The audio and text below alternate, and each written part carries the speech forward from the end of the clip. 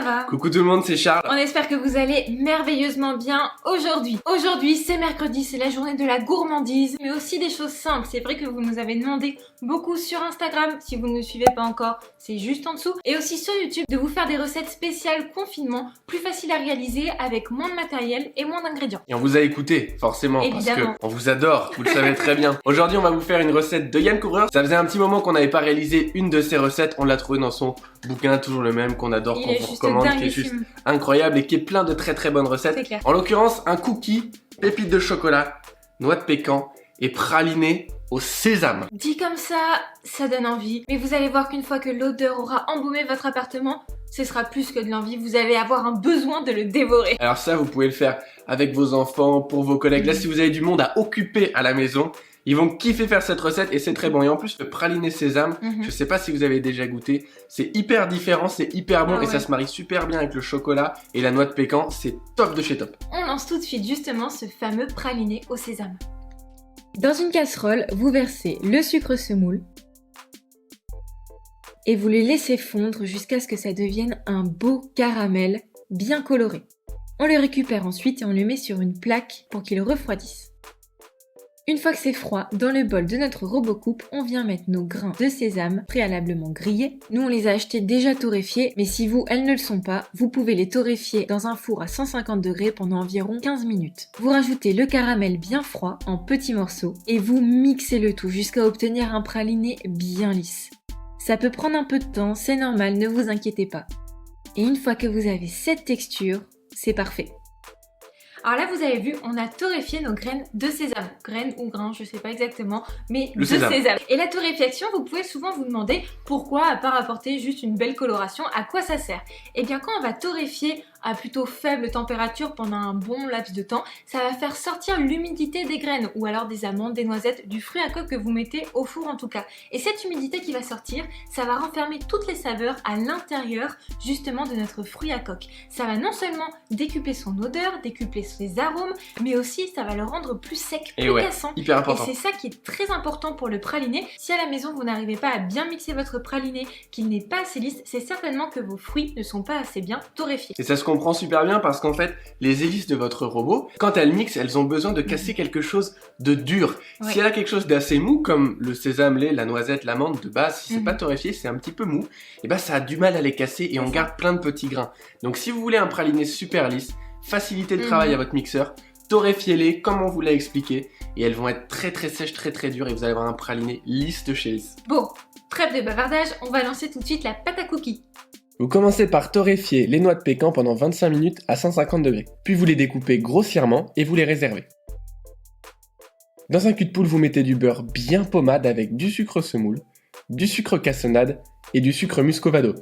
Évidemment, si vous n'avez pas tous ces sucres, vous mettez ce que vous avez à portée de main dans les mêmes proportions.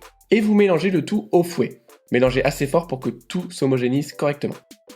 Puis vous ajoutez un œuf, de préférence à température ambiante, c'est-à-dire sorti bien en avance du réfrigérateur, et vous mélangez jusqu'à obtenir cette pâte. Une fois que vous avez cette pâte, vous pouvez ajouter votre sel fin, le bicarbonate de sodium, si vous n'en avez pas, vous pouvez remplacer par de la levure chimique ou ne pas le remplacer, c'est pas grave, et vous tamisez votre farine par-dessus. Vous mélangez le tout à la spatule ou si vous les faites avec des enfants à la main, c'est très rigolo, et vous ajoutez les pépites de chocolat, donc nous c'est du chocolat légèrement haché.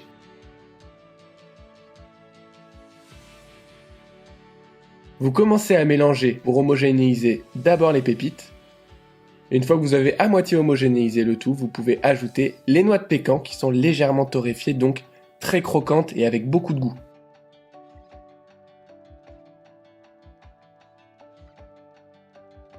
Une fois que c'est homogène, vous allez pouvoir récupérer cette belle masse, regardez la texture qu'elle a, et l'étaler soit entre deux feuilles de papier sulfurisé, soit comme ici, entre deux tapis en silicone, ce qui permet de moins gâcher du papier sulfurisé, c'est plus écologique. Vous l'étalez sur environ 1 cm d'épaisseur. On veut des cookies qui soient quand même assez épais pour garder du moelleux, et vous les disposez 2 heures minimum au congélateur. Une fois ces 2 heures passées, vous pouvez retirer assez facilement le tapis supérieur, et avec un emporte-pièce, ici carré, mais prenez ce que vous avez à la maison, vous découpez des jolies formes de cookies Vous retirez l'emporte-pièce et vous le récupérez avec une palette. Plus votre appareil sera froid, bien congelé, plus ce sera facile. On aurait pu le laisser, nous, un petit peu plus congelé d'ailleurs. Vous le déposez sur un tapis en silicone ou une feuille de papier sulfurisé et surtout vous remettez le cercle pour qu'il ne s'évase pas et qu'il reste bien épais. Vous les laissez 8 minutes à 200 degrés. On les sort immédiatement de cuisson et une fois qu'ils sont froids, vous retirez le cercle, vous le laissez refroidir légèrement et vous ajoutez la fleur de sel. Puis après avoir mis votre praliné sésame dans une poche à douille coupée avec un tout petit trou, vous allez faire des allers-retours pour créer ce motif qui est absolument dinguissime, hyper gourmand. Vous dépassez exprès, il n'y a aucun problème. Vous raclerez avec vos doigts pour goûter le praliné, c'est la bonne occasion. Et voilà votre cookie qui est prêt. Est-ce que vos enfants vont aimer ça ?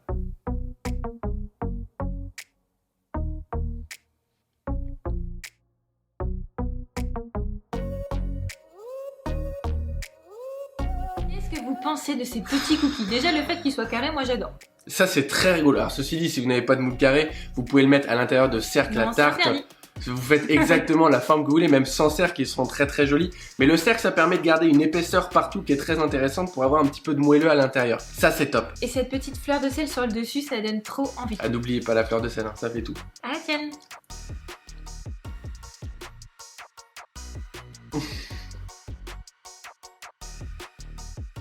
C'est une claque. La puissance. Il y a un relief dans le gâteau impressionnant. Bon alors, bilan. Ça ne ressemble à rien de ce que j'ai déjà mangé. Ça a un relief qui est exceptionnel. Je suis hyper enthousiaste sur ce cookie parce que j'aime bien les cookies, je trouve ça bon, mais je trouve ça toujours un petit peu plat, ou en tout cas, ils se ressemblent un petit peu tous ces cookies pour moi. Et lui, il a une puissance de goût. Visuellement, il est différent. Le praliné comme ça en petit trait par-dessus. Alors ça, moi, ça me fait de l'effet, c'est un truc de fou. C'est moelleux, croustillant à l'extérieur. C'est le cookie, je pense. Parfait, avec cette fleur de sel par-dessus, moi c'est 100 sur 100, 20 sur 20, 1000 sur 1000. Et il y a une puissance de goût, vraiment le sésame ça apporte quelque chose, les pépites de chocolat c'est gourmand, les noix de pécan c'est gourmand aussi. Enfin franchement, bravo chef, grand respect parce que faire d'un cookie quelque chose d'aussi exceptionnel que ça, il fallait le faire. Et l'alliance des 3 sucres, hyper important. On a des sucres qui ont du caractère, on a du sucre roux, on a du sucre muscovado qui ont beaucoup de goût, des goûts mélacés. Ça va hyper bien avec le praliné. C'est un choix qui est hyper intelligent. Donc merci et bravo au chef. Refaites ces cookies à la maison. Hein. Et si vous n'avez pas tous les sucres, ne vous inquiétez pas. Mettez ce que vous avez chez vous. Surtout si vous n'avez pas de noix de pécan mais que des noisettes, mettez des noisettes. On s'en fiche même pour le praliné sésame. Vous faites exactement les mêmes pesées à la place du sésame. Vous remplacez noisettes, amandes, pistaches, ce que vous voulez. Ça va être hyper gourmand. Si cette vidéo vous a plu, n'hésitez pas à mettre un pouce bleu en l'air. Toujours plaisir. Vous abonner, ça c'est très important. Et oui, la cloche. Et appuyez sur la petite cloche pour ne pas louper les prochaines vidéos. N'hésitez pas aussi à nous dire en commentaire quel autre dessert de Liane Couvreur vous avez envie de voir sur notre chaîne YouTube. Sur ce, un grand merci d'avoir regardé cette vidéo jusqu'au bout. On vous souhaite de passer du bon temps, de bien pâtisser. À très vite. Bye. Ciao.